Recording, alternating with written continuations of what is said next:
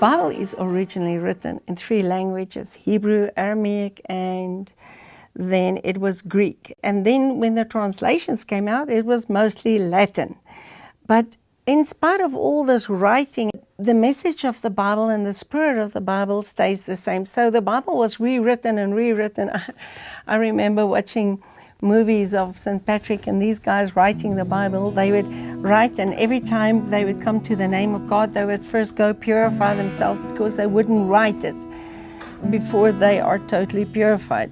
So the fact that the Bible is the greatest book ever and the best bestseller, the value in what it has cost people to actually put the Bible in our hands is unthinkable.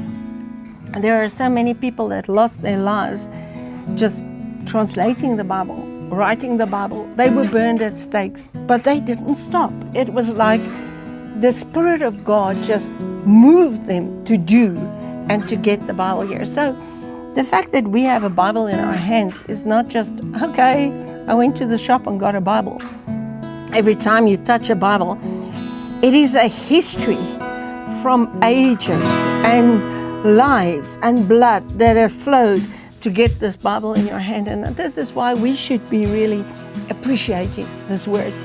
We can't just read it and not understand what it says. So we're going to look at the compilation and the language of the Bible. So if you take the Bible like this, you've got the first and the last books that are like the arms of God, with 2 visions enfolding the whole Word of God.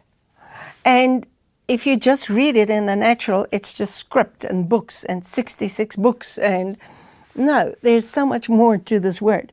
So if you take the Bible, it's divided into 2 parts. And a day is divided in 2 parts, a night and a day.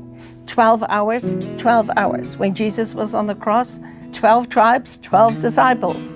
Everything is divided, and 12 is the number of the governing of God.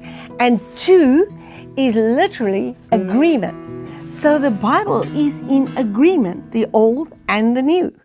You cannot have the new without the old. You cannot understand the new without the old. The old is not going anywhere by itself, because the new is the fulfilling of the Bible. You cannot take these things away. And the way the Bible is set up is so godly and so super, super, super above the natural that it's jaw-dropping. In the Old Testament, the first Bible was written in a language called Hebrew. Now, Hebrew is graphics, and every little point means something. So there were sets of graphics for the Hebrew, the old original Hebrew, and then there was a newer Hebrew.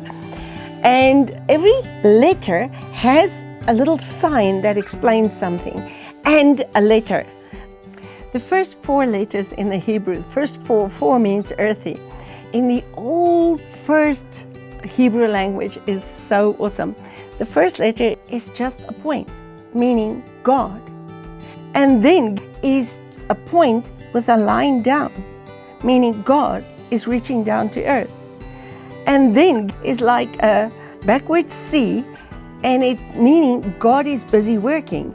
And then is more or less a round circle, means God is finishing the work. So the 4 first letters literally means God, then God reaching down to the earth, and God working with the earth, and God completing the work. So 4 is all about the earth. This is so amazing. And the second letter, beta, has a sign that literally means floor plan. So what we have in Genesis is the floor plan of time, or the blueprint of time. And this is just like so awesome. Now, in Isaiah, he says all the trees are cut down. And then out of the stem of Jesse comes one tree. The Spirit of God is on him. Now look at the branches. The spirit of wisdom and understanding, counsel and might, knowledge and the fear of the Lord. So Jesus, he's literally the 7 spirits of God, or the tree of life. The other tree was the knowledge of good and evil. So this is the tree of curse.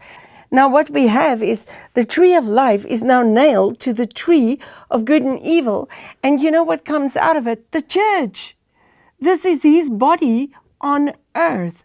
So the tree of life is nailed to the tree of good and evil, and the church is born. In Revelation 1, John heard a voice behind him, and there was this voice amongst the candlesticks. And he looked, and there was the Ancient of Days, the Son of Man, walking. And he looked like the Ancient of Days described in Daniel 7. The Bible is one book. The one forms the other one. You cannot separate books. You cannot read books on your own. It all has to be in connection with the rest of the Word. So the whole menorah is a picture of what God is doing on earth. In Ezekiel, he talks about the four-faced creatures. Four creatures with four faces. And they were standing on wheels within wheels, which is cycles, endings and beginnings. Four, earthy, it's working down on the earth. And then these wheels go up and they go down. And Ephesians tells us, he that ascended is he that descended. So this is all one story. But if you take the language of the Hebrews, they write it not from right to left, but from left to right. Each letter has a number. 1, 2, 3, 4, 5, 6, 7, 8, and 9. It stops at 9.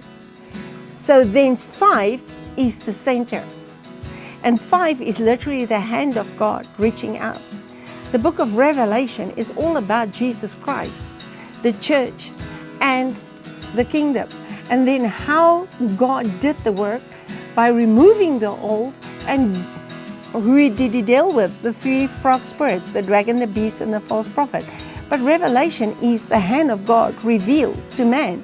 And Revelation 1:1, it's the revelation of Jesus Christ. And 5 is the hand of God. It's the center. Ministry is 5. It's the center of everything. So when it stops at 9, then it starts at 10 again. 10, 20, 30, 40, 50 is part of the center. And it goes right on to 90. But now 10 is the number of complete. And we know that 2 is agreement. So if you take the number lines of Hebrew, and on the one side of 5 is 4, and on the other side of 5 is 6.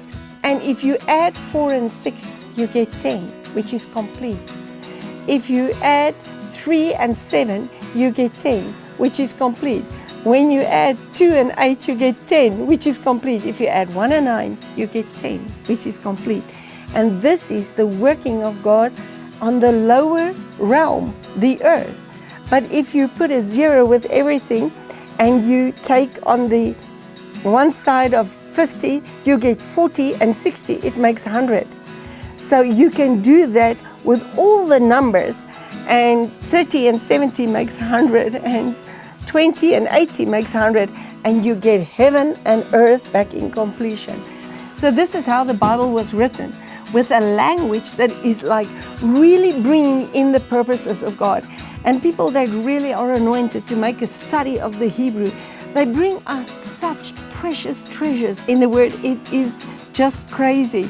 It's like you just understand that God is so much bigger than our natural understanding.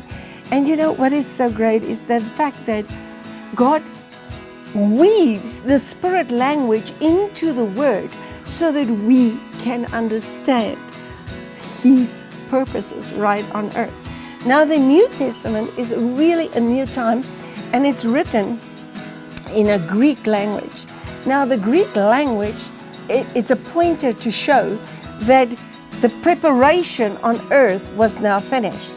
Because the Greeks and the Romans, the Greeks had the language and the Romans made the roads, so that the whole earth could be spread over with the gospel of Jesus Christ. I went to tourism courses where they said the Greeks and the Romans actually is the foundation of tourism. Prepared the whole world to receive the gospel of Christ. And the gospel was the first reason for tourism.